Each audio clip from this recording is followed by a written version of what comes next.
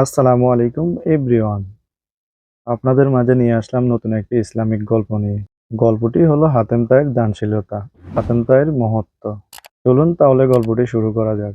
গল্পটি শুরু করার আগে নতুন নতুন ভিডিও পাওয়ার জন্য চ্যানেলটি সাবস্ক্রাইব করে দিয়ে যাবেন।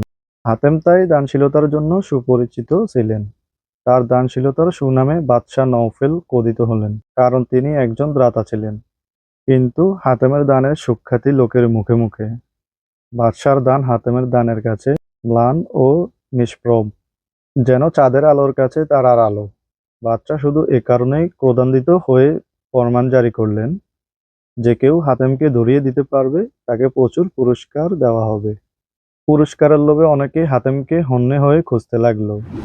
এক কাঠুরে ও তার স্ত্রী হাতেমের লুকিয়ে থাকা জঙ্গলে কাঠ কাটতে এলো।